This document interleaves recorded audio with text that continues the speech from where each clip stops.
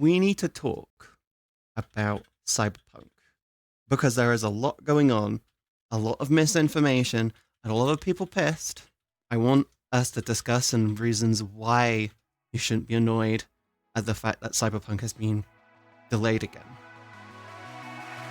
Sound like a plan?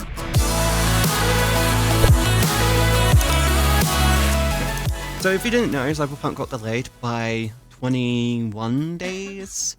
It was originally going to be coming out on like the 17th, but now it's coming out on the 17th of November, and now it's coming out on the 10th of December. It got delayed, and everyone was like, but the game just went gold. That doesn't make sense.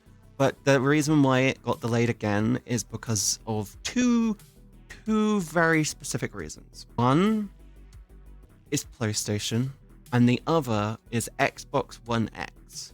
As you all know, the new consoles are coming out, and they've got a lot of hype behind them.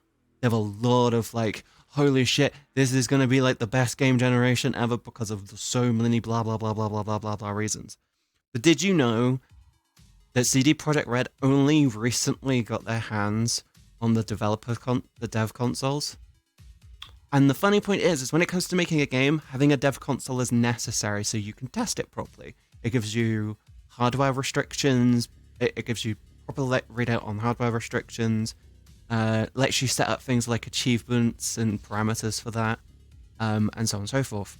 And CD Projekt Red only basically, as of announcing it, just got their hands on the new consoles, the new next-gen consoles.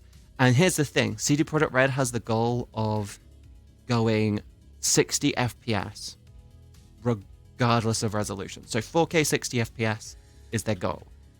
The funny point is they didn't have a console to be able to program in. And they got their hands on the console, and then the game got delayed, and everyone's pissed. I'm like, guys, look, if you go on YouTube, type in Cyberpunk 2077, and you do a bit of searching, you can find the original trailer for it, which is from like nearly 8 years ago. That trailer is still pog, by the way. It is super pog.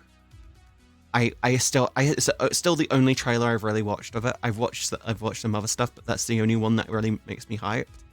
That's from 7 years ago. The game has been in development for more than 10 years at this point. Guess what? It's going to be good regardless. I'd rather a game get delayed 20, 30, even 40 more days so it goes, yep, this is going to work on everything. Instead of them releasing the game, there's being catastrophic problems, and then everyone's like, well, this game's shit and never lived up to the hype. I'm like, I've got games on my computer which I can't play because they crash on load. Sometimes they're fine. Sometimes they're fine. But sometimes they're like, yeah, no, I'm not gonna lie, fuck you. CD Projekt Red don't want Cyberpunk 2077 to have a No Man's Sky launch. Exactly, they want it to Lied has it perfectly right. They do not want it to be like, hey, this game is amazing, but it's lackluster as fucking quality, and it takes like 5 to 10 updates or a year or so of updates later to be like, this is a good game. They want it to be basically at launch like, this is a good game. This is actually a good game, holy shit. I want to be blown away by the visual graphics. I want to bask in all of the beauty. The reason why I got myself a 3080 on launch is because I want to basically sit down with Cyberpunk and be like, yes, this is great, and I love it. They should have launched for PC first. No. Technically speaking, here's the problem you've got. If you release just a PC, then the console users will be pissed. You need to remember when it comes to video games these days, about 2/3 to 3/4 of gamers are console peasants.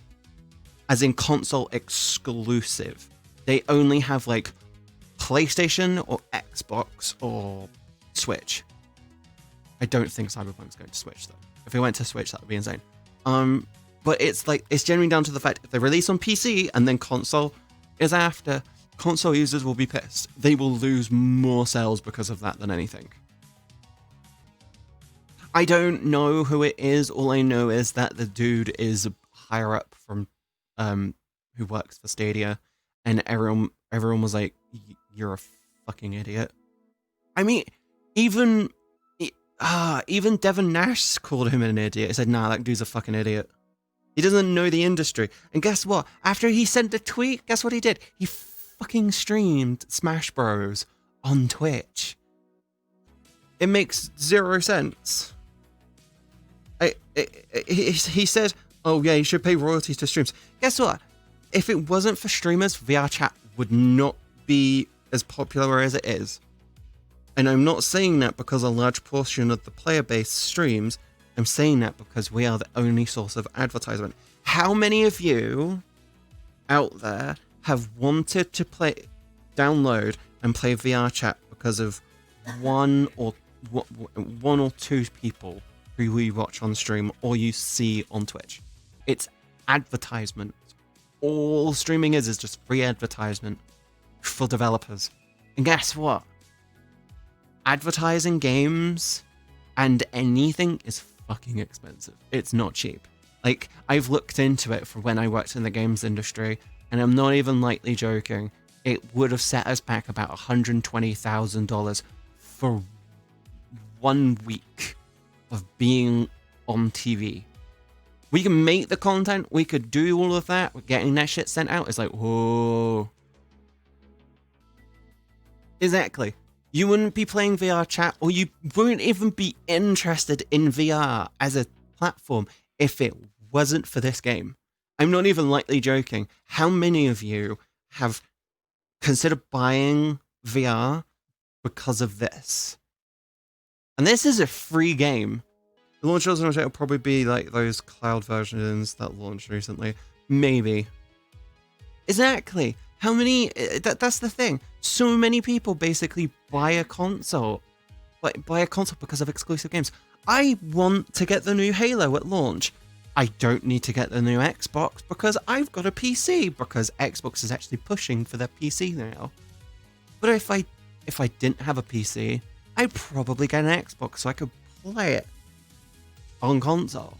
The right console. Guess what? I bought a PlayStation 4 for The Last of Us Remastered. Hey. That's correct. I brought a PlayStation 4 just to play The Last of Us.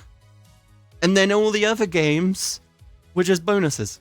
It's honestly surprising how much people will spend to play a game that they love the look of. For example, I spent £750 on a new graphics card, and I spent £315 on a new monitor, so I could play Cyberpunk and do some other shooters. I balanced all the costs. That's how I do it. Bought a PlayStation just for one game, Pog. That's the type of person I am. What other games do I have? Oh yeah, I've also got Horizon Zero Dawn, which I fucking haven't played. Like, at all. But yeah, that's the type. So many people are like that. When I was little, I got an Xbox Crystal just to play. What game was it? I think it had to be Halo. I think it was Halo. I got Halo 3 on Xbox. I got an Xbox 360 just for Halo 3. And it's like, you'd honestly be surprised what people will spend for a game like that.